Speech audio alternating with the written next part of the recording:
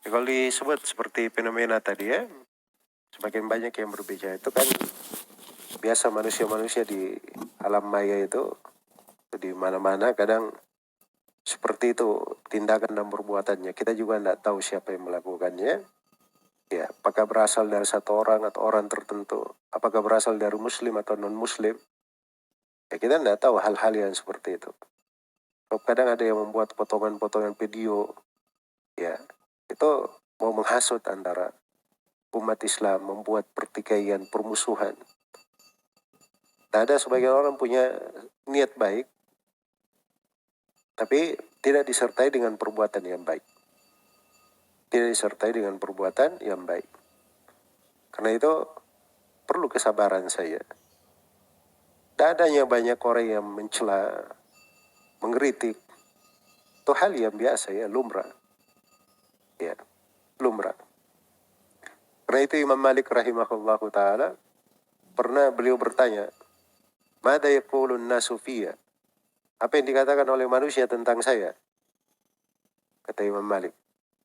Murid-muridnya menjawab, ada yang memujimu, ada yang mencelamu. Ya, kata Imam Malik, Alhamdulillahilladzi lam yajma'hum ala dambi. Segala puji hanya untuk Allah yang tidak mengumpulkan mereka semua untuk mencela saya. Artinya kalau sudah ada yang mencela, ada yang memuji, itu masih wajar.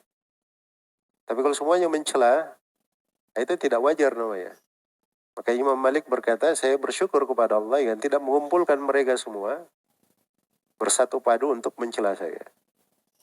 Bahkan kadang celaan terhadap kebaikan itu ciri Allah menghendaki kebaikan untuk kebaikan itu supaya semakin tersiar dan tersebar. Sebagaimana kata seorang penyair, wa idza arada Allahu nashra fadilatin tuyat ataha laha lisana hasudi.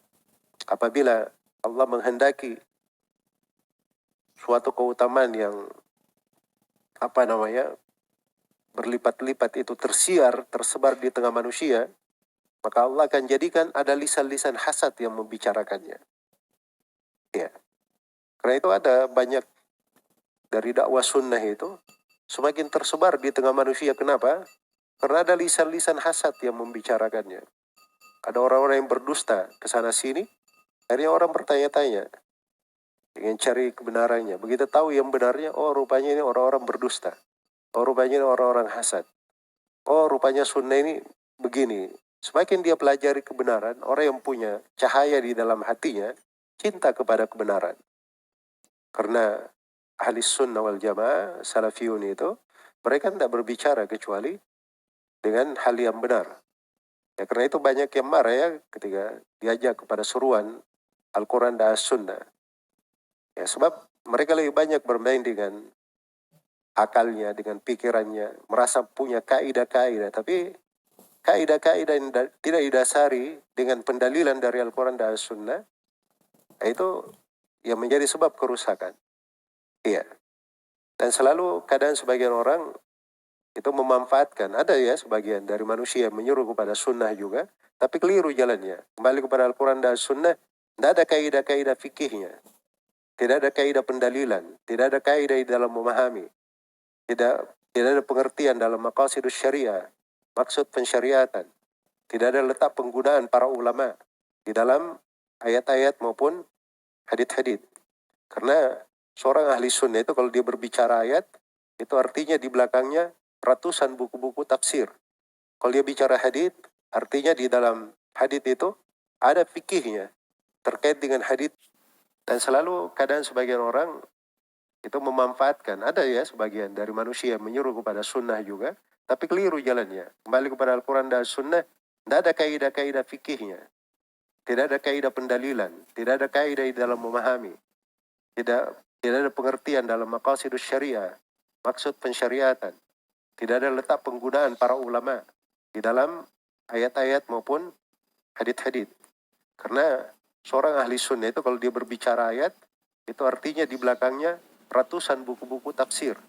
Kalau dia bicara hadith, artinya di dalam hadith itu ada fikihnya terkait dengan hadithnya dan terkait dengan pembahasan fikih di masail hadits itu sendiri dan dibahas di dalam buku-buku madhab fikih di kalangan para ulama. Jadi itu semuanya ada timbangan-timbangannya.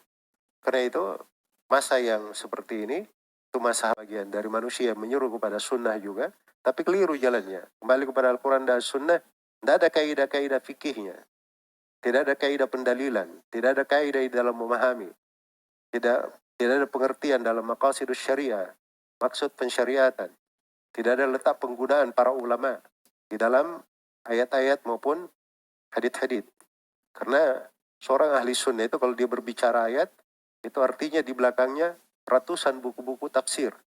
Kalau dia bicara hadits, artinya di dalam hadits itu ada fikihnya terkait dengan haditsnya dan terkait dengan pembahasan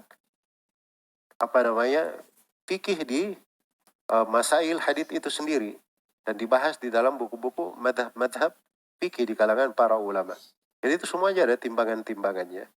Karena itu masa yang seperti ini itu masa harusnya seorang lebih giat lagi untuk belajar, menuntut ilmu, lebih giat di dalam menyebarkan kebaikan. Jangan terlalu menyibukkan diri dengan benturan-benturan, ya, menyikapi ada orang yang berucap begini, berkata begitu, ya. Itu kebanyakannya orang-orang jahil. Kita maklumi, kita doakan. Semoga Allah beri taufik kepada semuanya. Wallahu ta'ala.